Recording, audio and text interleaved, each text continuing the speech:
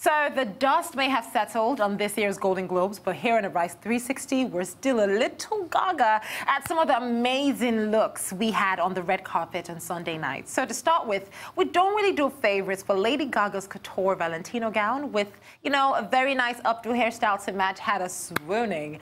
And then Rachel Brosnahan's marigold yellow custom Prada gown had us, maybe not a little, but very, very green with envy. And then to talk about Nicole Kidman, oh my gosh, she invoked glam witchy vibes with her oxblood gown and her black bow in her hair. Pretty, pretty lovely ensemble. Anyways, the men didn't disappoint either, This man has, gotten a lot of attention from me, but his name is Idris Elba, and he looked amazing as always in his green ensemble. And then the boy of the moment, Timothée Chalamet, may or may not have set our hearts racing in his Abla-styled Louis Vuitton outfit. It was just all goodness on the red carpet. Anyways, a new augmented reality app centered around the David Bowie's VA exhibition has been released today on the star's birthday.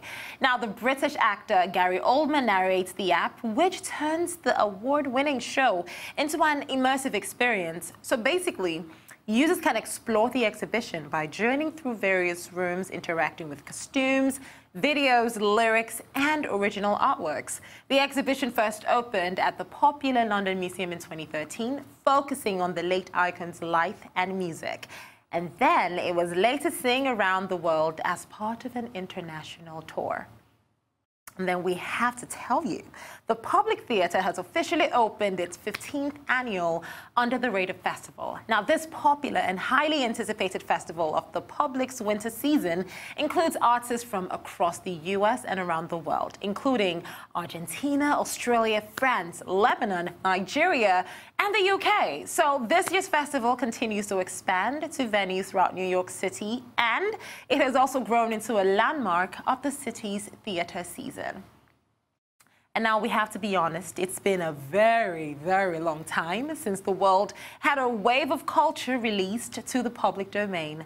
For years, the rule was that art became free to everyone to view or use for educational purposes after 75 years in release. However, US Congress changed things in 1998, issuing a 20-year hold on copyright renewed items entering the public sphere.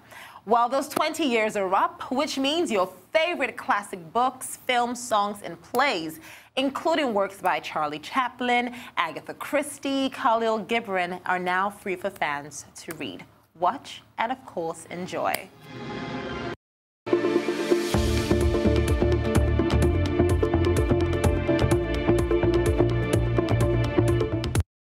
Now, truly, there is nothing as beautiful as having a person with personality, having someone who understands her art and loves every bit of it. And today on Rise 360, because we love you and you deserve the absolute best, we have somebody who embodies that. We have Falana in the studio. Falana! Such a wonderful introduction. Thank you. I'm not as good as you when it comes to singing, though. I feel like I should take a few classes. You're pretty okay. Really? Yeah, you can join me on stage one day. I don't think so. You're going to make me look so bad. I will just stick to talking. That's what I do good. Okay, now, Falana, it's great to have you on a Rise 360. Your music is absolutely beautiful. So please tell us about that. Yeah, I just released a new song called Ride or Die, and it's been a long time coming, but I'm really happy with the reception so far. It's been amazing. And even came out with the music video as well, which we shot at National Theatre, which I think is a national relic and monument that I think people sometimes take for granted. Architecturally, it is stunning. And a lot of people were asking, where did you shoot? Did you shoot this in Lagos? This is in our own Nigeria. The designers I was wearing, they were all like homegrown talent. So just really trying to showcase what we have here to the international world as well, because everyone's talking about what's going on in Nigeria musically. So it's really amazing to be contributing to that narrative in my own creative It's really lovely that you did that. Now, Falana, I think your music is very different. It's eccentric. It's not your usual, that kind of vibe. Yeah. But I really, really do want to know, though, what would you say influences your sound, the kind of music that you do? I think my sound is a mix of things. It's very rhythmic. So people say, is it Afrobeat? I'm like, there's tendencies for it to have lots of rhythm, but it also has elements of soul, but it's not soul music. I love 70s like all the music that was coming out of Nigeria in the 70s. So I'm obsessed with the Jadu sisters. I grew up listening to, everyone says, oh, I grew up listening to Fela, but it's true, like he was very influential at the time. And even just listening to like a lot of Yoruba gospel music growing up, my sound is very much a mesh of sounds. So when you listen to it, you're like, this doesn't sound like anything I've heard before. You know, just like my hair doesn't look like anything anyone has seen before, you know? It's just very unique. I like it though. I really, really do like it. But before I talk about that, I want to know, how did this all start for you, Falana? Did you... Like my music? Yeah, your music. Did you just find someone who's like, oh my gosh, Falana, you're great. I'm going to put you out there. How did it start for you? I've always been a musician. I've always been, like, I played piano when I was young. I stopped for some time. I just have always been attracted to music, and I've always been a singer. I think, for me, the moment where I really knew I wanted to study, like, to do music was when I moved to Cuba. So I moved to Cuba actually to study music. People think, what are you doing in Cuba? I said, well, for me, it was so interesting to see the similarities with like coming from Nigeria and being in Cuba, and like rhythmically, for example, we have, in Cuba, they have something very similar called the clave. Okay, you can double it and it feels like Nigeria. I get similar. you. So that was very exciting for me to be able to experience that. And then it also influences my writing. I think, you know, depending on where you are, every city, every place has a rhythm. So I was very fortunate to be able to just be in that space. In that environment. Yeah. You know, I agree with you. I personally love Cuban music. I have to ask though, do you dance salsa? I do. You dance salsa? Casino actually. It's called casino. Oh, okay. You know the rueda? Oh, I know that. The one where you all move around and then it's Dame uno, dante. dame uno. Dame uno. That's amazing. Yeah. Amazing. So I'm guessing you also speak Spanish really well. I speak fluent Spanish, yeah. Could you please like tell us a little something in Spanish? Just... ¿Qué tú quieres que yo digo? That was too short. You know, it's really sexy. You have to tell us something long. Buenas tardes. Yo soy Falana, Falanos, y yo lo hago con el acento Yoruba. Yo soy una cantante y músico nigeriana canadiense. I kind of don't like you anymore. I'm so jealous. Bueno. I am so jealous. Oh my gosh. You know how that. You don't even know what I was saying. What if I was insulting you? You know what? And you're it happens. It happens. But you know, I'm kind of hoping that you're nice and you're not going to say anything bad. I was just, you know, saying who I am and what I do. But it's really beautiful. I can teach you something. You have to. Okay, let's try. Hit me. You can say hola. Hola. Buenas tardes. Say that again. Buenas tardes. Buenas tardes. Which is good afternoon. Okay, hola, buenas tardes. Soy Cachi. Soy Cachi. Okay. O mi nombre es Cachi. What? Mi nombre es Cachi. My name is Cachi. So basically, hola, buenas tardes. Mi nombre es Cachi. Hey, I got it. Ooh, okay. Encantada. That means nice to meet you. Encantada. Encantada. Encantada. Más o menos. Little by little. Yeah, poco a poco. Exactly, little by little. But really though, I really have to know, I know you told me earlier that you produce your own music. I did. Amazing. So what's that like? You know, why not just get someone to do it for you? You know, I think also too, people have such a like contemporary idea of production. Production is like, for me, I wrote my music, I arranged it. It's not all, for some of it was live instruments, some of it was also electronic instruments. And for me, as a musician, I wanted to be able to just really get my sound right. And I know that sometimes what's inside of me, it's more difficult to communicate to somebody else. And I also play instruments, so gives me a little bit more capacity to be able to write my music. I think collaboration is also extremely important. So now that I have my new project coming out called Chapter 1, and my sound is very established, then it would be really exciting to kind of collaborate with other producers and stuff like that. But the reason I did it myself also because I think, you know, as a woman, it was important for me to just really build something. I wanted to build something with my hands, you know. But like I said, it shouldn't limit collaboration and working with different people. Okay, so when you think of collaboration, working with other people, who do you feel in the industry you would really, really love to work with? Like, it's just like bucket list number one. Local or international? Let's start with the local. Give me like 2 local, then give me 2 international. See, people are going to think I'm going to say traditional, like, oh, you know, we have Adikunle Gold and Ghana and Sydney. But I really want to know, I love them, and we've talked about collaborating, and they're all amazing people. But I also want to push myself outside of my, like, what people think is what I would normally do. So I would even say, like, it'd be fun to sit down and write with, you know, Burna Boy or Davido or, like, you know, Kiss Daniel, just because I can, just because I'm you know, one of the people I really look up to is Sia. She's a songwriter. Yes, she is. And she writes music for Rihanna and for Beyonce, for herself, for so many different people. So I think as an artist, you're able to really stretch yourself when you can put yourself in different kind of genres and capacities as a songwriter. So whether we were actually collaborating to be on the same track, you never know. And I, as someone else, I think would be really fun to collaborate with as well. That's local. International, Sampha is really amazingly talented. Okay. Florence and the Machine, who you talked about, the governor, but I love her new work. Absolutely. I said Sia as well. Yes. I think it would be really cool if you know Bjork. Yeah. She's very like in her own. That's what I feel like. Your vibe is people that are just in their own space. They're I think very that's the unique best way people. to be. And you know, I think when I was younger, I felt really uncomfortable because I always felt out. I felt like I didn't fit in, and I didn't realize that that's actually my biggest blessing. That I'm different, you know. And I think if I can, as an artist, be myself, I encourage other young girls, other people to be themselves as well. Because when you try and fit into someone else's, you know, pants or someone else's box, it doesn't serve you. And you sometimes clip your wings and prevent yourself from being who you fully can be. Truly, but I really need to know, though, being a woman in the industry, what would you say your biggest challenges have been?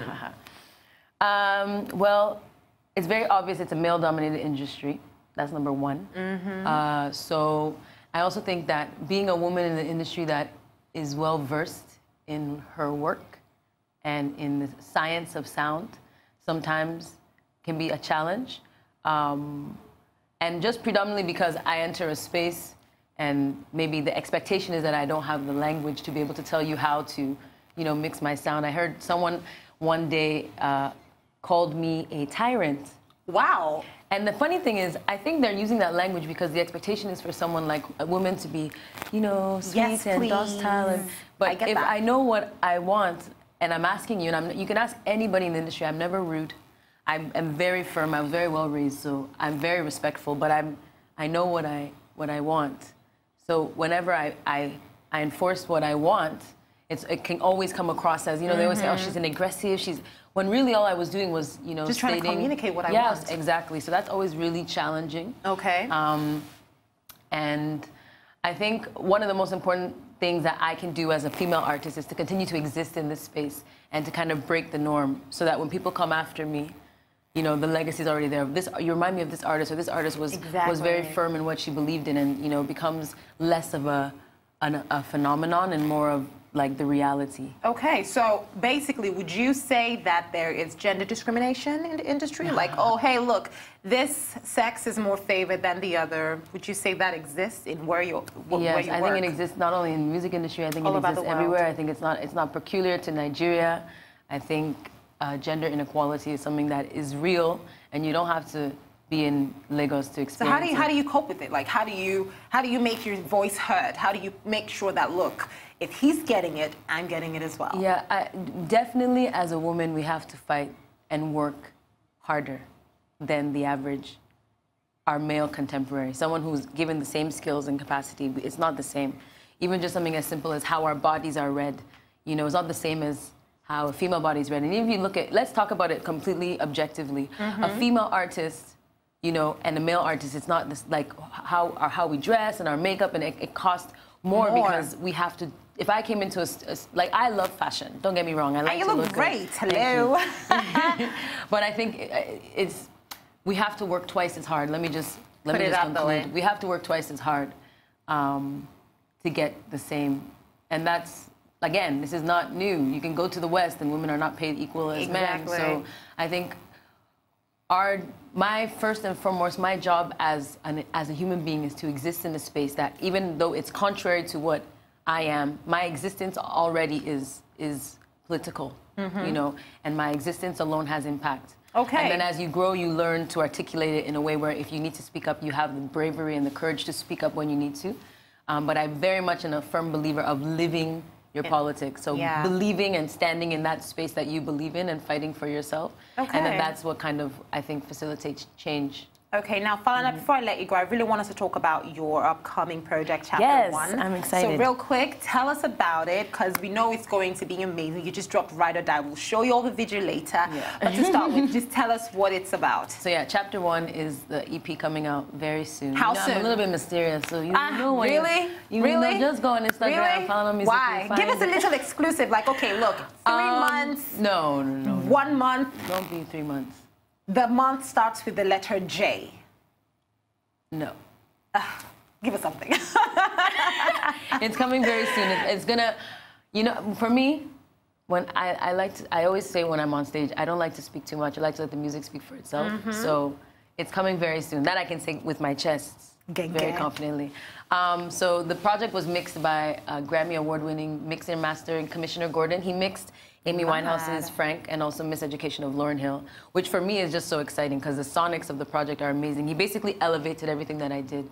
So I was, you know, recording, shout out to Soundbreed Studio in Maryland. They're working, recording the project.